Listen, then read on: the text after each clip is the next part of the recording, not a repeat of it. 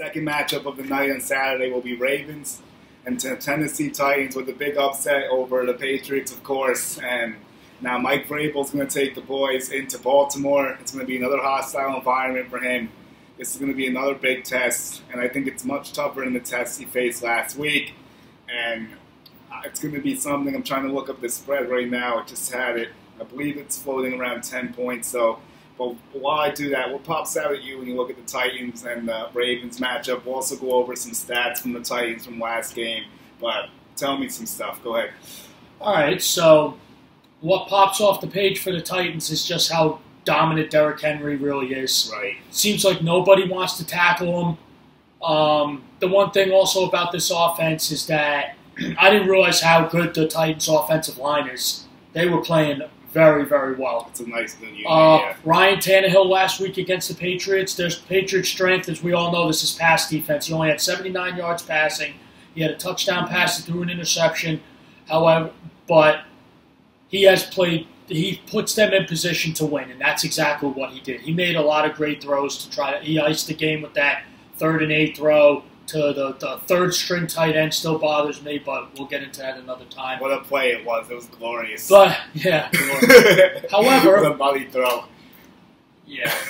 However, now what pops off the page at me for the well-rested Baltimore Ravens? I have their spread, too. Everything pops off the page. Lamar Jackson, MVP. What a season he's having.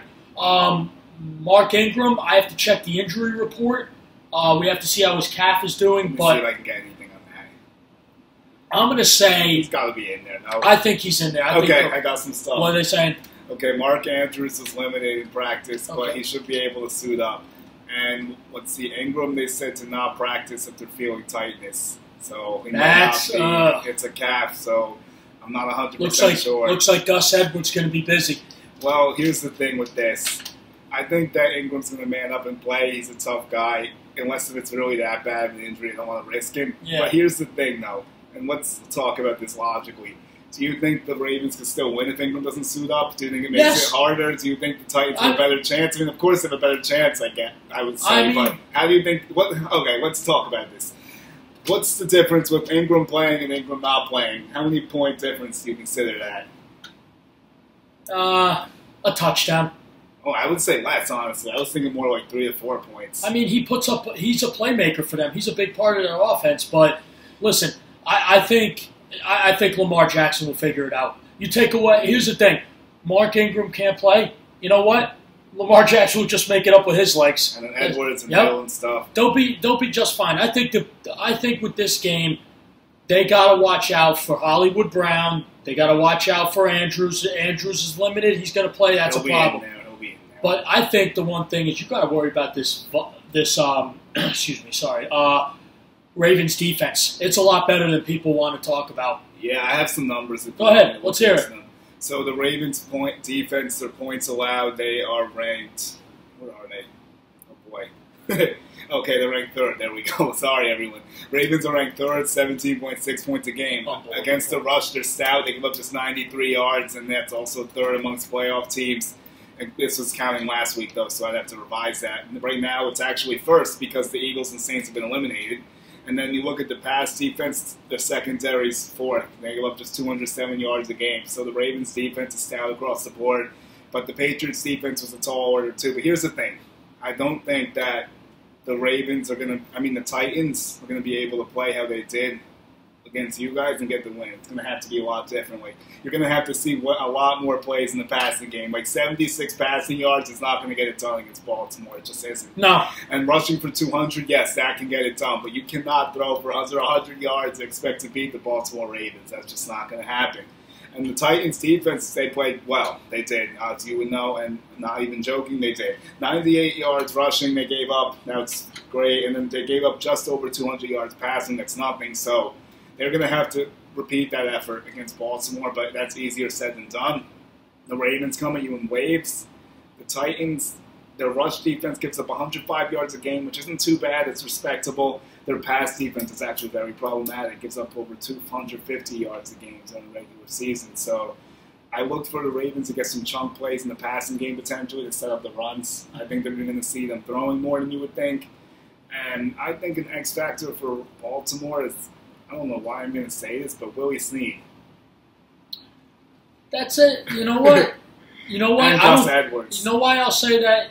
I don't think that's crazy. Is because they're not going to pay attention to him, and That's I think what I'm that saying, yeah, I think exactly. Lamar's going to look at him, Yeah. and Willie Snead's going to make some plays. I think so. I can see it. Not a bad one. I'll tell you this: my X factor for both teams. Here you go. For the Ravens, my X factor on offense for them is Hollywood Brown. That's a good I feel one. like I you know like what. This year he's been hobbled with injuries. He's had some big plays. He's been good, though. He's due for a big time play. Now for the Titans, their X factor, in my opinion, is Ryan Tannehill. You got to get him going. I know we all expect it to be Derrick Henry. I'm going to go with Ryan Tannehill because if they take Derrick Henry out of the game, you got to put it on Tannehill's shoulders. And 79 passing yards is not going to cut it against the Ravens. I agree. But I will say this. The Ravens' defense got better once they acquired Marcus Peters. Mm-hmm. They definitely have. Definitely has. And I think that leads me to an X factor, actually, for the Titans. I'm going to go with Corey Davis. He was absent against you guys. He was not. He was. He took. I think he was absent. You know, he took. To even catch one pass? He was targeted 2 times and he dropped both passes. Oh, Jesus, Corey. Figure yourself out. And here's you want to hear something funny? The last year when we played them, he torched Stephon Gilmore. Oh, and yeah, he was I remember he was that. covered by J.C. Jackson, and J.C. Jackson hasn't let up a touchdown in 2 years. Wow, that's incredible stuff. But I think that Davis is going to have to do something if the Titans are going to win the football game. That's why I'm saying he's the X factor because, you know, A.J. Brown is consistent. He'll do what he can. Although Marcus Peters will be a tough matchup for sure if that's how they go. Yeah. And then, you know, there's not really much behind those two in the passing game. It's limited with Jonathan Smith and Najee Sharp. And then, obviously, we know Derrick Henry's a beast, and he's the best player in the Titans' offense, bar none. So he's not an X factor anymore. He is the factor. Yes. You ran for 180 yards last game. That's no X factor. That's the factor. Yes. So, what do you think? So, here's what I think. I think that the Ravens are well rested. I think they're ready to go. They're home, hostile environment. Everybody's going to be ready down in Baltimore. You're going to hear Seven Nation Army going crazy. Boom, boom, boom, boom, boom, boom. Do they cover the spread, which is 10 points? Yes. Okay. Yes, they do. I'm telling you this. I think the Ravens are going to put on a massacre. How bad? I'm going to go a 3-possession game. Oof. You ready for this? Yeah, let's hear it. 37-20. Okay. I'm going to actually give the Titans a little bit of a shot. I'm not going to say they'll win. Yeah, okay. But I'm going to give you another end of it. So let's say Ingram doesn't play. We're going to go. Okay. We're going to go best case for the Titans here. We'll say Ingram doesn't play, and that they have to use Gus Edwards, which is a slight downgrade. We obviously know Edwards had over 550 yards. Ingram had 1,010 touchdowns, so that's a big difference, obviously.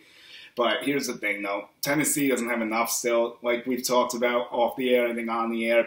The Ravens are like an enhanced version of the Titans, in my opinion, if you think about it, except for the fact that Lamar obviously runs more than Tannehill. Tannehill's somewhat mobile. They want to run the football and play good defense, but the Ravens do that better than anyone. And the Titans do it well, but not as good as Baltimore. I think it's going to be a grind.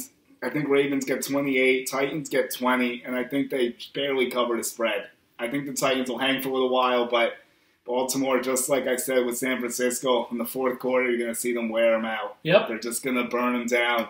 And I just think that Lamar Jackson's weight is better than Tannehill at this point. Tannehill's been great. He's been more than serviceable, above average. Actually been one of the better quarterbacks since he took over. But he didn't look too great last week. Baltimore's defense is almost just as good as the Patriots. And you can't expect that to happen twice. I mean, you can't expect that performance to carry over. And Henry's not going to run for 180 yards again. No, he won't. He's not going to be. He's a great player, but the Ravens are going to key on him, and there's no way they're going to let that happen. They're going to stack the box. They're going to make Tannehill beat them like the Patriots tried to do, but the Ravens will be a little more successful. I think Henry might get a touch over 100, but I don't think he'll go crazy at all.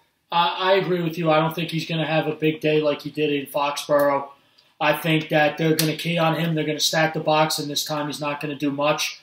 I could say, you know what, he'll get over 80. I'm going to say between 80 and 95 rushing yards. Okay. Maybe a score late. I think he'll get one touchdown, yeah. But it's not enough. I'm sorry, it's not enough. The Ravens, this is just their year. They're the number 1 seed for a reason. They will hang tight in the beginning, but I think in the second half it's a Ravens game. It just has Ravens game. Yeah, I can see it. So the over-under is 47. We're both going over. Absolutely. So here's what's going on now. We're going to transition to the next day, and we have 2 more videos we're going to go through. Texans and Chiefs will be the next one. After that, we'll have Seahawks and Packers. Follow, like, subscribe, sponsor. GT Sports Talk 2, Twitter and Instagram. GT Sports Talk, Apple Podcasts, and YouTube. Thanks for listening.